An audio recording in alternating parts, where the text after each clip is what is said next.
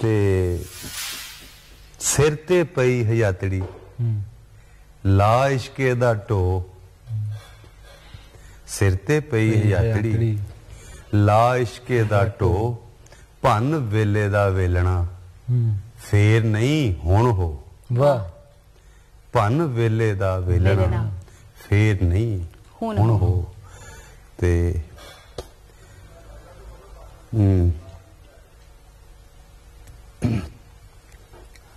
कि गुम सुम होइयां हैरतां इल्मां दे अंबार, जबरदस्त। सच दलीलां भोगदा भली करे करतार।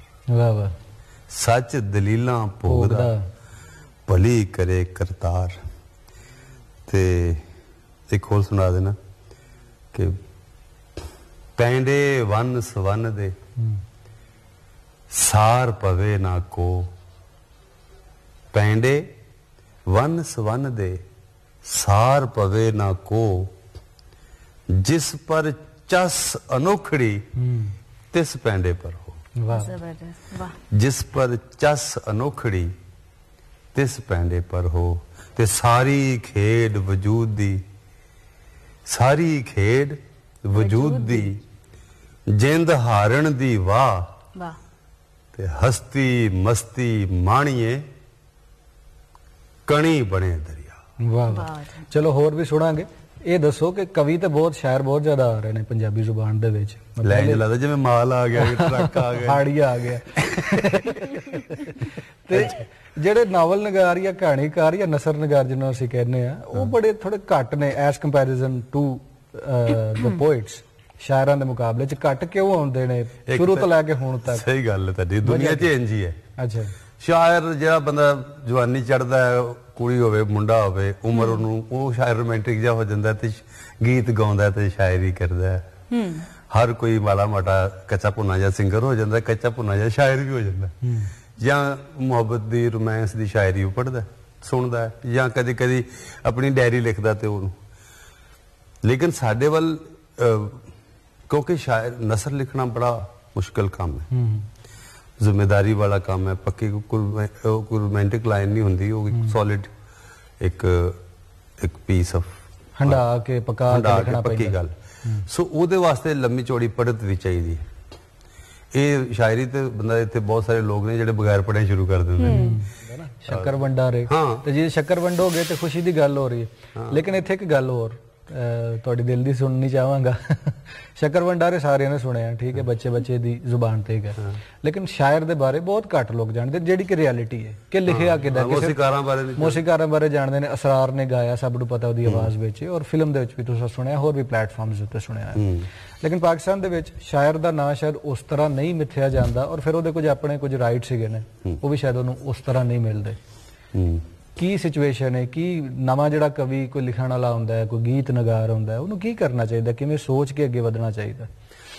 ਮੈਨੂੰ ਇੰਨਾ ਪਤਾ ਹੈ ਕਿ ਜਦੋਂ ਤੱਕ ਮੇਰਾ ਜ਼ਾਤੀ ਤਜਰਬਾ ਕਿ ਉਹ ਗੀਤ ਲਿਖਿਆ, ਉਸ ਲਈ ਹੋਰ ਵੀ ਗੀਤ ਲਿਖੇ ਕਿਸੇ ਇੱਕ ਸਿੰਗਰ ਲਈ ਜਿਹਦੀ ਗੱਲ ਕਰਦੇ ਪਏ, ਨਾਂ ਵੀ ਲੈਤਾ ਤੁਸੀਂ। ਪਹਿਲੇ ਕੁ ਮਹੀਨੇ ਮੇਰੇ ਇੱਕ ਦੋਸਤ ਕੋਲ ਉਹਨਾਂ ਨੇ 1 ਕਰੋੜ ਦਾ ਘਰ ਲੈ ਲਿਆ ਨਾਲ 70-80 ਲੱਖ ਦਾ। ਪਹਿਲੇ ਅਸੀਂ ਫੁੱਟਪਾਥੀ ਆ, ਥੜਿਆਂ ਤੇ ਬਹਿਨੇ ਆ, ਉਹਨਾਂ ਦੇ ਮਸਾਇਲ ਨੇ, ਹਾਲਾਤ ਨੇ, ਪਰਦੇਸ ਪੈ ਕੱਟਦੇ ਨੇ, ਕਿਸ ਤਰ੍ਹਾਂ ਜਿਵੇਂ ਸਟਰਗਲ ਕਰ ਰਹੇ ਹੁੰਦੇ ਨੇ ਕਿਸੇ ਵੀ ਸਿੰਗਰ, ਜਿਵੇਂ ਹੁਣ ਵੀ ਕਰਦੇ ਹੋਣਗੇ। ਤੇ ਹੁਣ ਉਹਨਾਂ ਦੇ ਬੜੇ ਉਹ ਤੇ ਪਹਿਲੇ 2 ਮਹੀਨੇ ਦੀ ਗੱਲ ਕਰ ਰਿਹਾ ਨਾ, ਤੇ ਉਸ ਤੋਂ ਬਾਅਦ ਜਿਹੜੇ 5-7 ਸਾਲ ਹੋ ਗਏ ਤੇ ਉਹ ਕਾਫੀ ਕਰੋੜਾਂ 'ਚ ਉਹਨਾਂ ਨੇ ਕਮਾਈਆਂ ਕੀਤੀਆਂ ਨੇ। ਔਰ ਇਸ ਤਰ੍ਹਾਂ ਬਹੁਤ ਸਾਰੇ ਲਿਰਿਸਿਸਟ ਨੇ ਐਸੇ ਜਿਨ੍ਹਾਂ ਦੇ ਕਲਾਮ ਗਾਇਆ ਜਾਂਦਾ, ਕਰੋੜਾਂ ਰੁਪਏ ਸਿੰਗਰਸ ਖਰੀਦ ਉਹਦੇ ਨਾਲ ਰਿਕਾਰਡਿੰਗ ਕੰਪਨੀ ਵੀ ਕਮਾ ਲੈਂਦੀ ਹੈ, ਲੇਕਿਨ ਉਹਨੂੰ ਮੈਨੂੰ ਅਜੇ ਤੱਕ 1 ਰੁਪਈਆ ਨਹੀਂ ਮਿਲਿਆ ਇਸ ਗੀਤ ਦਾ। ਸ਼ੱਕਰ ਵੰਡਾਰੇ ਬਿਲਕੁਲ। ਅੱਛਾ ਜੀ। ਫਿਰ ਕੋਈ ਗੱਲ ਹੋਈ ਕਿ ਚਲੋ ਜੀ ਅਗਲੇ ਦਿਨ ਸਾਰੇ ਦੇ ਨਾਲ ਮੀਟਿੰਗ ਵੀ ਹੋਈ, ਘਰ 'ਚ ਮੈਂ ਲੰਗਰ ਸ਼ੰਗਰ ਖਾਣਾ ਛਾਣਾ ਵੀ ਖਵਾਇਆ। ਅਗਲੇ ਦਿਨ ਕਹਿੰਦੇ ਮੈਂ ਦੱਸਣਾ। ਉਹ ਦਿਨ ਗਿਆ ਤੇ ਅੱਜ ਦਾ ਆਇਆ, ਅਜੇ ਤੱਕ ਦੱਸਿਆ ਵੀ ਨਹੀਂ ਹੈ ਕਿ ਵੀ ਕੁਛ ਉਹਨੇ ਕੀ ਸੋਚਿਆ ਕੀ ਹੈ। ਠੀਕ ਹੈ ਨਾ। ਇੱਕ ਤੇ ਇਹ ਜਿਹੜਾ ਗਾਣਾ 2 ਬੰਦਿਆਂ ਦਾ ਹੁੰਦਾ, ਗਾਣਾ ਸਿੰਗਰ ਦਾ ਨਹੀਂ ਹੁੰਦਾ, ਗਾਣਾ ਕੰਪੋਜ਼ਰ ਦਾ। ਪਹਿਲੇ ਤੇ ਲਿਰਿਸਿਸਟ ਹੈ, ਗਾਣਾ ਪਹਿਲੇ ਹੈ ਵੀ ਜਿਵੇਂ ਕਿਸੇ ਬਾਬੇ ਦੀ ਕੋਈ ਕਾਫੀ ਹੈ, ਉਹ ਹੈਗੀ ਹੈ, ਉਹਨੂੰ ਕੰਪੋਜ਼ ਕਰੇਗਾ ਜਿਹੜਾ ਬੰਦਾ, ਤੇ ਇਹ ਗਾਣੇ ਦੀ ਇੱਕ ਪਹਿਲੀ ਮੁਕੰਮਲ ਫਾਰਮ ਬਣ ਜਾਂਦੀ ਹੈ। ਗੀਤ ਲਫ਼ਜ਼ ਨੇ ਔਰ ਤਰਜ਼ ਹੈ। ਚਲੋ ਗੀਤ ਕਿਵੇਂ ਬਣਦਾ? ਗਾਣਾ ਜਿਹੜਾ ਸਿੰਗਰ ਹੈ ਉਹਦਾ ਗਾਣਾ ਨਹੀਂ ਹੈ, ਉਹਦੀ ਆਵਾਜ਼ ਇੱਕ ਗਾਣਾ ਲਿਖਿਆ ਕੰਪੋਜ਼ ਹੋਇਆ, ਉਹਨੂੰ ਭਾਵੇਂ ਨੂਰਜਹਾਂ ਕੋ ਗਵਾ ਲਓ ਜੀ ਤੇ ਭਾਵੇਂ ਚਲੋ ਗੀਤ ਕਿਵੇਂ ਬਣਦਾ ਇਸ ਜਰਨੀ ਤੇ ਜਾਣੇ ਅਫਜ਼ਲ ਸਾਹਿਬ ਬਦਕਿਸਮਤੀ ਹੈ ਕਿ ਸਿੰਗਰ ਬਣ ਜਿਹੜਾ ਬ੍ਰੇਕ ਦਾ ਹੋ ਗਿਆ, ਆਵਾਜ਼ ਆ ਗਈ, ਆਵਾਜ਼ ਪੈ ਗਈ ਤੇ ਗੀਤ ਕਿਵੇਂ ਬਣਦਾ ਹੈ, ਅੱਗੋਂ ਚੀਜ਼ਾਂ ਕਿਵੇਂ ਹੁੰਦੀਆਂ ਨੇ, ਇਹ ਜ਼ਰੂਰ ਜਾਣਦੇ ਆ। ਬ੍ਰੇਕ ਤੋਂ ਬਾਅਦ ਵਾਪਸ ਆਉਂਦੇ ਜੀ ਨਾਜ਼ਰੀਨ, ਬ੍ਰੇਕ ਦਾ ਸਮਾਂ ਹੋ ਗਿਆ, ਬ੍ਰੇਕ ਵੱਲ ਚੱਲਨੇ ਆ, ਮੁੜ ਕੇ ਵਾਪਸ ਆਉਂਦੇ ਆ ਤੇ ਫਿਰ ਗੱਲ ਕਰਦੇ। ਜਫਰ ਸਾਹਿਬ ਵੇਲੇ ਦੀ ਬਹੁਤ ਹੀ ਜ਼ਿਆਦਾ ਘਾਟ ਹੈ, ਲੰਘ ਜਾਂਦਾ ਬੜੀ ਛੇਤੀ ਨਾਲ, ਹੈ ਨਾ। ਤੇ ਜਾਂਦੀ ਯਾਰ ਤੁਸੀਂ ਆਪਣੀ ਨਜ਼ਮ ਆਪਣੇ ਮੂੰਹੋਂ ਸੁਣਾਓ, ਸ਼ੱਕਰ ਭੰਡਾਰ ਮੈਂ ਚਾਹਨਾ, ਤਾਂ ਕਿ ਉਹ ਜਿਹੜਾ ਹੈ ਉਹ ਸਾਰੇ ਲੋਕ ਤੁਹਾਡੇ ਮੂੰਹੋਂ ਸੁਣਨ।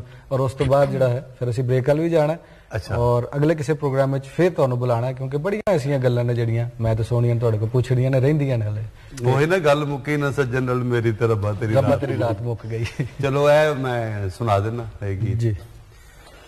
ਉਹਨਾਂ ਸਾਰਿਆਂ ਦੇ ਨਾਂ ਜਿਨ੍ਹਾਂ ਨੇ ਇੱਕ ਵਾਰੀ ਕਮ ਸੇ ਕਮ ਕੁਦਰਤ ਨਾਲ ਜਾਂ ਆਪਣੇ ਸੱਜਣ ਨਾਲ ਮਿਲਣ ਦੀ ਲਜ਼ਤ ਲਈ ਹੋਵੇ, ਤੇ ਖੁਸ਼ੀ ਲਈ ਹੋਵੇ। ਸਹੀ। ਸ਼ੱਕਰ ਵੰਡਾਰੇ, ਸ਼ੱਕਰ ਵੰਡਾਰੇ ਮੋਰਾ ਪਿਆ ਮੋਸੇ ਮਿਲਣ ਆਇਓ, ਸ਼ੱਕਰ ਵੰਡਾਰੇ। ਖਿੜ ਖਿੜ ਹਾਸੀ ਦੂਰ ਉਦਾਸੀ, ਚਾਨਣ ਪੀਵੇ ਜਿੰਦ ਪਿਆਸੀ। ਲੂ ਲੂ ਠੰਡਾ ਰੇ ਮੋਰਾ ਪਿਆ ਮੋਸੇ ਮਿਲਣ ਆਇਓ, ਸ਼ੱਕਰ ਵੰਡਾਰੇ। ਹੁੱਲ ਹੁਲਾਰੇ ਨੈਣਾ ਠਾਰੇ, ਹਸਤੀ ਮਸਤੀ ਰੰਗ ਉਤਾਰੇ। ਹੁੱਲ ਹੁਲਾਰੇ ਨੈਣਾ ਠਾਰੇ, ਹਸਤੀ ਮਸਤੀ ਰੰਗ ਉਤਾਰੇ। ਤੇ ਮੇਲ ਪ੍ਰੀਤਮ ਕਮਲੀ ਕੀਤਮ, ਛਮ ਛਮ ਨਾਚੂ ਚੜ ਚੁਬਾਰੇ। ਜ਼ੁਲਫਾਂ ਛੰਡਾਰੇ ਮੋਰਾ ਪਿਆ ਮੋਸੇ ਮਿਲਣ ਆਇਓ, ਸ਼ੱਕਰ ਭੰਡਾਰੇ। ਤੇ ਬੋਲ ਪਿਆ ਦੇ ਦਿਲੜੀ ਠੱਗਣ, ਅੰਧਿਆਰੇ ਮੇ ਦੀਵੇ ਜਗਣ। ਗੋਸ਼ੇ ਬੈਠ ਕਲੋਲਾਂ ਹੋਈਆਂ, ਅੰਗ ਅੰਗ ਮਿੱਠੀਆਂ ਲਹਿਰਾਂ ਵਗਣ। ਚੱਖੀਆਂ ਖੰਡਾਰੇ ਮੋਰਾ ਪਿਆ ਮੋਸੇ ਮਿਲਣ ਆਇਓ, ਸ਼ੱਕਰ ਵੰਡਾਰੇ। ਮੇਲ ਵਿਛੋੜੇ ਦੇ ਘਰ ਟੁੱਕੇ, ਇੱਕ ਸੁੱਖ ਮਿਲਿਆ 100 ਦੁੱਖ ਮੁੱਕੇ। ਇੱਕ ਸੁੱਖ ਮਿਲਿਆ 100 ਦੁੱਖ ਮੁੱਕੇ। ਰੂਹ ਨੇ ਰੰਗ ਰੰਗੋਲੀ ਖੇਡੀ, ਖੁਸ਼ੀਆਂ ਦੇ ਰੁੱਗ ਭਰ ਭਰ ਚੁੱਕੇ। ਬੰਨੀਆਂ ਪੰਡਾਰੇ ਮੋਰਾ ਪਿਆ ਮੋਸੇ ਮਿਲਣ ਆਇਓ, ਸ਼ੱਕਰ ਵੰਡਾਰੇ। ਖਿੜ ਖਿੜ ਹਾਸੀ ਦੂਰ ਉਦਾਸੀ, ਚਾਨਣ ਪੀਵੇ ਜਿੰਦ ਪਿਆਸੀ। ਬਹੁਤ ਮਿਹਰਬਾਨੀ, ਬਹੁਤ ਸ਼ੁਕਰੀਆ। ਤੁਸੀਂ ਬੜੀ ਹੀ ਖੰਡ ਜਿਹੜੀ ਹੈ ਮਿੱਠੀ ਸ਼ਾਇਰੀ ਦੀ ਤਰ੍ਹਾਂ ਦੀ ਸਾਡੇ ਸਾਹਮਣੇ ਲੈ ਕੇ ਆਏ ਹੋ। ਤੇ ਇਹ ਅਫਜ਼ਲ ਸਾਹਿਬ ਸਨ, ਇਹਨਾਂ ਨਾਲ ਫਿਰ ਕਿਸੇ ਪ੍ਰੋਗਰਾਮ ਵਿੱਚ ਗੱਲ ਕਰਾਂਗੇ। ਤੇ ਵੇਲਾ ਹੋ ਗਿਆ ਕਿ ਨਿੱਕੀ ਜੀ ਬ੍ਰੇਕ ਦਾ, ਬ੍ਰੇਕ ਵੱਲ ਜਾਣਾ, ਰਹਿਣਾ ਸਾਡੇ ਨਾਲ ਹੈ।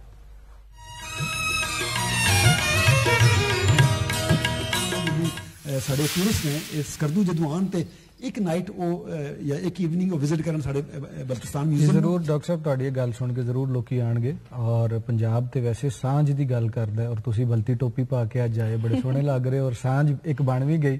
ਤੇ ਇਹ ਦੱਸੋ ਕਿ ਐਜੂਕੇਸ਼ਨ ਸਿਸਟਮ ਦੇ ਬਾਰੇ ਥੋੜਾ ਮਜ਼ੀਦ ਦੱਸੋ ਕਿ ਕੀ ਬੇਸਿਕ ਸਟੈਪ ਹੋਰ ਲਏ ਜਾ ਸਕਦੇ ਨੇ, ਕਿਉਂਕਿ 2016 ਚ ਗਾਲਿਬਨ ਤੁਸੀਂ ਦੱਸਿਆ ਯੂਨੀਵਰਸਿਟੀ ਆਫ ਬਲਤਿਸਤਾਨ ਬਣਦੀ ਹੈ ਪਈ, ਜਿਹੜਾ ਕਿ ਬਹੁਤ ਲੇਟ ਥੋੜਾ ਜਿਹਾ ਲੱਗ ਰਿਹਾ ਸਾਨੂੰ। ਇਸ ਤੋਂ ਇਲਾਵਾ ਛੋਟੇ ਸਕੂਲ ਜਾਂ ਬਾਕੀ ਕੀ ਐਸੇ ਇਕਦਾਮਾਤ ਹੋ ਸਕਦੇ ਨੇ ਜਿਹੜੇ ਖਾਸ ਤੌਰ ਤੇ ਫੈਡਰਲ ਗਵਰਨਮੈਂਟ ਦੇ ਜਿਹੜੇ ਬੋਰਡ ਦੇ ਤਹਿਤ ਜਿਹੜੇ ਮੈਟ੍ਰਿਕ ਦੇ ਔਰ FSC ਦੇ ਇਮਤਿਹਾਨ ਹੁੰਦੇ ਨੇ, ਉਹਦੇ ਚ 10 ਟਾਪ ਦੀ ਜਿਹੜੀ ਪੋਜੀਸ਼ਨ ਚੋਂ 4 ਜਾਂ 5 ਪੋਜੀਸ਼ਨਸ ਗਿਲਗਿਤ ਔਰ ਸਕਰਦੂ ਦੇ ਬੱਚੇ ਅਵੇਲ ਕਰ ਰਹੇ ਨੇ। ਇਸ ਦਾ ਮਤਲਬ ਕਿ ਉਹ ਇਸਲਾਮਾਬਾਦ ਦੇ ਔਰ ਪਿੰਡੀ ਦੇ ਫੈਡਰਲ ਗਵਰਨਮੈਂਟ ਦੇ ਸਕੂਲਾਂ ਨਾਲ ਕੰਪੀਟ ਕਰ ਰਹੇ ਨੇ। ਇਸ ਲਿਹਾਜ਼ ਨਾਲ ਉਹਨਾਂ ਲੋਕਾਂ ਦੀ ਇਹ ਤੇ ਐਕਸੀਲੈਂਸ ਹੈ। ਦੂਸਰਾ ਮੈਂ ਤੁਹਾਨੂੰ ਦੱਸਾਂ ਕਿ ਉੱਥੇ ਚूंकि ਰਿਮੋਟ ਏਰੀਆਜ਼ ਬੜੇ ਦੂਰ ਦਰਾਜ਼ ਨੇ, ਤੁਹਾਨੂੰ ਹਰ ਜਗ੍ਹਾ ਤੇ ਕੈਂਪਸ ਬਣਾਉਣਾ ਮੁਸ਼ਕਿਲ ਹੈ, ਕਿਉਂਕਿ ਇਨਫਰਾਸਟ੍ਰਕਚਰ ਦੇ ਰੋਡਸ ਦੇ ਮਾਮਲਾਤ ਹੋਣਗੇ। ਉੱਥੇ ਜਿਹੜਾ ਮੈਂ ਤਜਰਬਾ ਕੀਤਾ ਹੈ ਕਿ ਸਾਡੀ ਯੂਨੀਵਰਸਿਟੀ ਕੋਲ IT ਦੀ ਲੈਬੋਰਟਰੀ ਬੜੀ ਅੱਛੀ ਸੀ, ਸਾਡੇ ਕੋਲ ਸੌਫਟਵੇਅਰ ਦੇ ਇੰਜੀਨੀਅਰ ਬੜੇ ਅੱਛੇ ਸਨ। ਮੇਰੇ ਇੱਕ ਕੁਲੀਗ ਸਨ ਜਿਨ੍ਹਾਂ ਨੇ ਆਰਟੀਫੀਸ਼ੀਅਲ ਇੰਟੈਲੀਜੈਂਸ ਮਸਨੂਈ ਜ਼ਾਨਤ ਵਿੱਚ PhD ਕੀਤੀ ਸੀ ਥਾਈਲੈਂਡ ਤੋਂ। ਤੇ ਮੈਂ ਉਹਨਾਂ ਨੂੰ ਆਖਿਆ ਕਿ ਤੁਸੀਂ ਇੱਕ ਸੌਫਟਵੇਅਰ ਇਸ ਤਰ੍ਹਾਂ ਦਾ ਬਣਾਓ ਕਿ ਅਸੀਂ ਲੋਕਾਂ ਨੂੰ ਘਰ ਬੈਠਿਆਂ ਉਹਨਾਂ ਨੂੰ ਤਾਲੀਮ ਦਈਏ, ਬਜਾਏ ਇਸ ਕਿ ਅਸੀਂ ਹਰ ਜ਼ਿਲ੍ਹੇ ਦੇ ਵਿੱਚ ਹਰ ਤਹਿਸੀਲ ਦੇ ਵਿੱਚ ਇੱਕ ਨਵਾਂ ਕੈਂਪਸ ਬਣਾਈਏ। ਟੈਕਨੋਲੋਜੀ ਦੇ ਇਸਤੇਮਾਲ ਨਾਲ ਤੁਸੀਂ ਚਾਹ ਰਹੇ ਹੋ। ਫਾਇਦਾ ਇਹ ਹੋਇਆ ਕਿ ਅਸੀਂ 2018 ਤੋਂ ਵੀ ਆਰ ਆਨਲਾਈਨ।